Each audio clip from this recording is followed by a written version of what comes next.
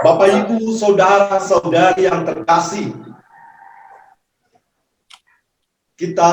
kepada kita selalu ada ungkapan dalam kitab suci, marilah, lihatlah keselamatan. Sapaan Allah selalu mengungkapkan, lihatlah keselamatan. Jangan takut, berharaplah. Masih ada pengharapan akan terbitnya matahari baru. Dan orang yang mau menerima keselamatan itulah adalah orang yang mau terbuka, berharap, dan bersukacita menantikannya. Bapak Ibu saudara-saudari, sukacita dalam kerendahan hati menantikan Allah itu harus kita yakini, kita imani. Pertama-tama Allah lah yang menyapa kita. Allah menyapa kita untuk apa? Jelas disampaikan, untuk keselamatan kita. Sapaan Allah, dari bangsa yang kecil ini akan lahir sebuah pengharapan yang besar. Bagaikan diri kita yang kerdil ini, yang seringkali putus asa, memberi warna bagi kita, pencerahan bagi kita untuk menyadari Allah lah pertama-tama yang harus menyelamatkan kita. Janjinya kepada kita, dengan kekuatan Tuhan akan hadir seorang, lahir seorang, membawa damai sejahtera. Dialah Yesus. Pembawa damai sejahtera ini tentulah berkat keterbukaan Ibu Maria, Santa Perawan Maria, dengan ungkapan yang terkenal, terjadilah padaku menurut perkataanmu. Ungkapan yang sangat rendah hati, menjalani hidupnya, menyerahkan dirinya kepada Tuhan. Tetapi ada juga tokoh lain yang kita dengar bersama dalam kisah silsilah hidup Yesus tadi. Mengingatkan kita ternyata perlu juga untuk merenungi kembali darah yang mengalir dalam diri kita, mengingatkan kita juga bagaimana nenek moyang kita memperoleh keselamatan. Pertama-tama dengan silsilah itu disampaikan kepada kita bahwa Allah sedari awal memang mau terus-menerus menyelamatkan kita. Bagaimanapun kedosaan manusia, kelemahannya, Allah selalu menyapa, marilah, berharaplah, lihatlah keselamatan yang telah hadir di hadapanmu. Peran lain dari orang-orang tokoh-tokoh penting yang lain ialah Yusuf. Yusuf, suami Maria, dinyatakan telah juga merasa kerdil, merasa tak mampu. Tetapi ada yang membuat dia menyadari, yakni Roh Kudus yang membimbingnya, mempertimbangkannya. Ungkapan mempertimbangkan ini bolehlah kita renungkan secara sederhana, bahwa seringkali dalam relasi kita satu dengan yang lain, ucapan kita kepada saudara-saudari seringkali menjadi ucapan yang belum kita pertimbangkan. Keputusan pun seringkali tidak kita pertimbangkan dengan baik. Maka akibatnya seringkali kita merasa bersalah, merasa berdosa. Tetapi saudara-saudari, marilah kita mohonkan Roh Kudus senantiasa membuka hati dan budi kita untuk bisa mempertimbangkan, melakukan sesuatu. Ya Tuhan, apa yang dapat saya lakukan yang kamu kehendaki? Kita terus menyapa Tuhan. Tuhan, apa yang dapat kulakukan yang kau kehendaki dari diriku? Itulah tanda kerendahan hati dan sekaligus pernyataan iman. Allah menyertai kita.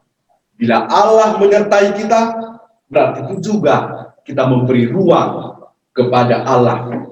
Seperti kita bersaudara, bila kita memberi ruang kepada saudara, berarti dia juga akan hadir terus bersama kita. Tetapi kalau kita menutup pintu untuk saudara-saudari yang lain, tentulah kita tidak bisa berkata bahwa dia senantiasa menyertai kita. Allah selalu menyertai kita karena ia lebih agung, lebih besar dari diri kita yang kerdil, yang hina ini. Tetapi Allah dalam kedosaan kita, dalam kekecilan kita, selalu menyapa, lihatlah keselamatan yang datang di hadapanmu, dalam diri Yesus, dalam saudara-saudara yang memberi perhatian untukmu. Perhatian itu semua hanya untuk membawa kita pada pengharapan akan ada damai sejahtera, kebaikan yang akan kita alami bersama. Kedamaian itu adalah kerinduan kita bersama. Semua orang merindukannya, kerinduan kita bersama. Disitulah pentingnya sapaan Allah, damai bersamamu. Sapaan Yesus dari awal, damai bersamamu. Ketika ia bangkit, damai bersamamu. Itu juga berarti kerinduan manusiawi kita untuk menerima kedamaian. Bapak Ibu Saudara Saudari yang terkasih, tentulah kita perlu ingat ada seorang kardinal Fulton Sheen mengatakan kira-kira demikian. Orang-orang Kristen barangkali tidak cukup memang hanya untuk mendoakan orang agar bertobat. Tidak cukup hanya mendoakan orang-orang saudara-saudaranya agar bertobat. Tetapi orang Kristen itu sangat juga perlu memohon Roh Kudus agar apa? Agar dia bisa bersuka cita menerima pertobatan walaupun itu kecil yang dilakukan oleh orang-orang lain. Betapa banyak orang Kristen tidak siap menerima pertobatan seorang kepada dirinya. Betapa kita juga seringkali tidak siap, merasa ragu atas perubahan-perubahan kecil yang mungkin dilakukan saudara kita, anggota keluarga kita. Maka syukurilah Bapak Ibu Saudara-saudari, khususnya saudara-saudari, keluarga binaan, saudaraku yang terkasih, lihatlah keselamatan yang datang kepadamu, saudara-saudaraku.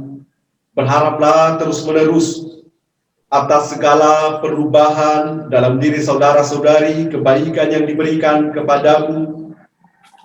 Bersukacitalah, persembahkanlah kebaikan saudara-saudaramu itu kepada Allah yang Maha Baik, yang memberi pengharapan untuk kita. Lihatlah keselamatan yang datang dari Allah.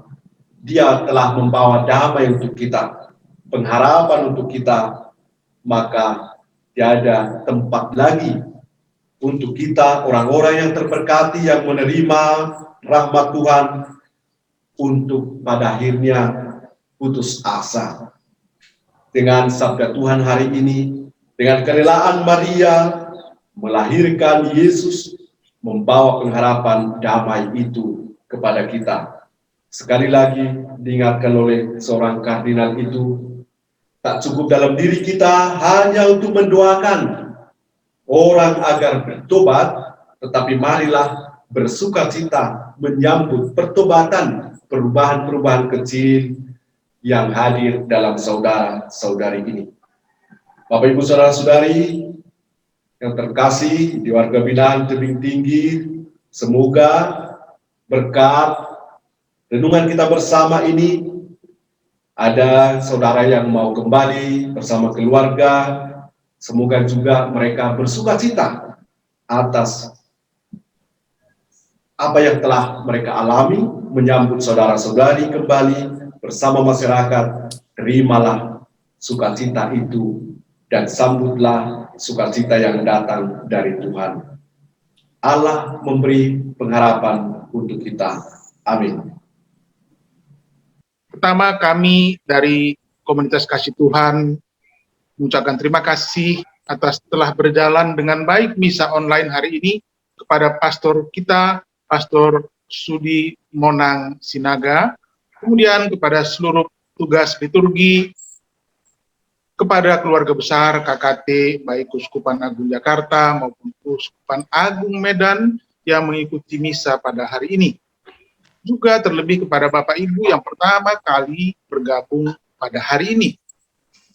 Kepada pengurus tamping dan koordinator Lapas Kelas 2B Tebing Tinggi, khusus Pak Niko Lukito dan Pak Sura, beserta seluruh warga binaan, kami mengucapkan banyak terima kasih atas semangat kebersamaannya pada hari ini.